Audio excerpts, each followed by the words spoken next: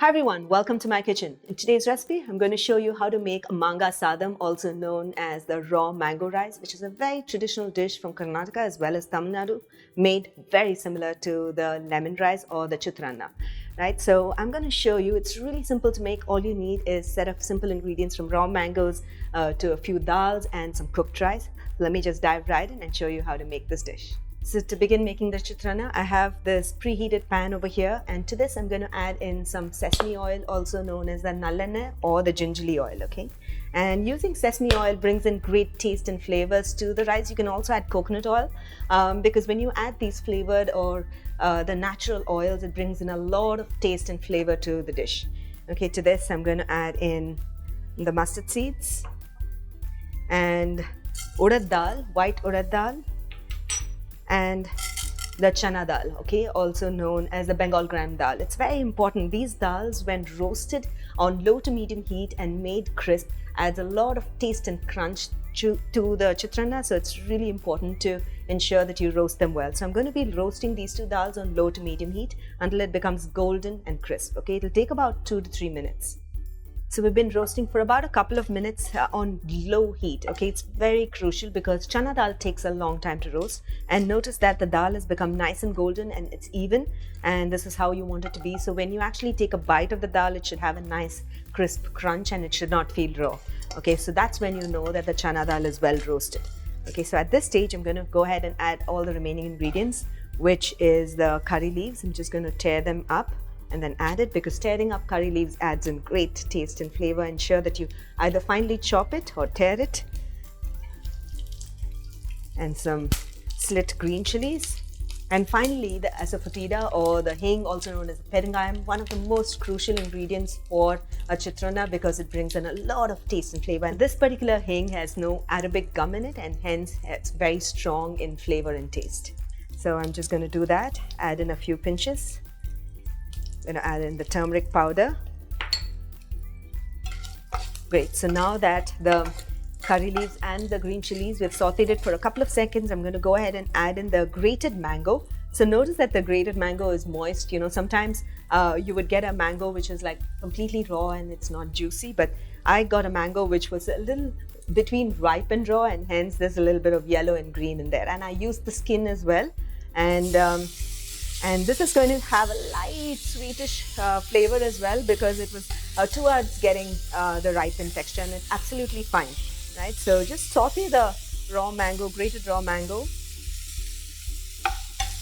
into the dal and allow it to just for a couple of minutes, okay?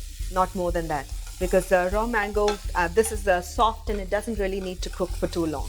So now I'm ready to add in the cooked rice. It's always a good idea to have some cooked rice handy in the refrigerator, so to make chitranna becomes really simple. If you have some leftover rice, you can also make chitranna or the lemon rice or tomato rice or anything for that matter, right? So and at home, there's always some rice handy, and I just love making these instant dishes. So I'm just going to go ahead and add in the cooked rice, and we'll be adding the salt to taste.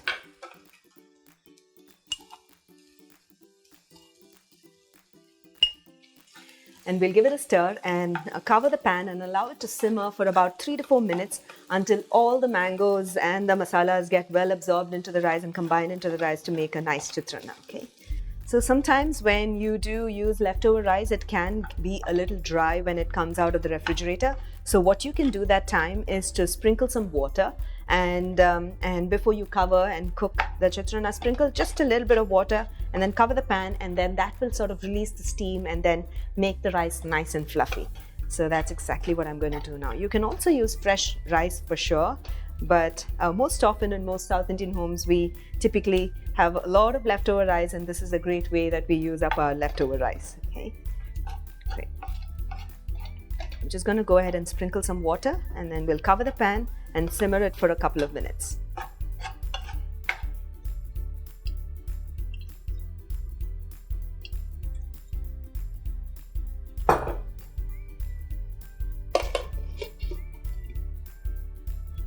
So after about 3 minutes, I'm ready to open the pan, and let me just check. The rice looks a little more fluffy now after I've added in the water. That sprinkler water really helped it, and it's sort of opened up, and the rice is soft as well, and it's just perfect. And at this stage, the last thing I need to add is in some chopped coriander leaves, and the chitranna is done.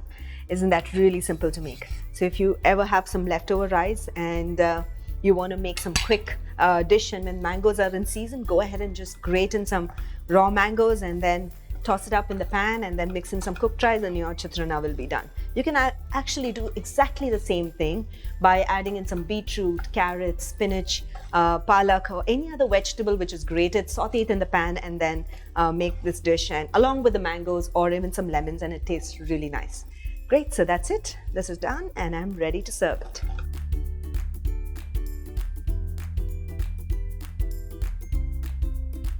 So I hope you enjoyed watching this recipe of how to make this raw mangoes sadam, also known as the mango chitranna. Do give this recipe a try when mangoes are in season. And when you do, don't forget to share your feedback in the comments below. Like always, I'll be looking to hear back from you. Until then, until next time, happy cooking and healthy eating.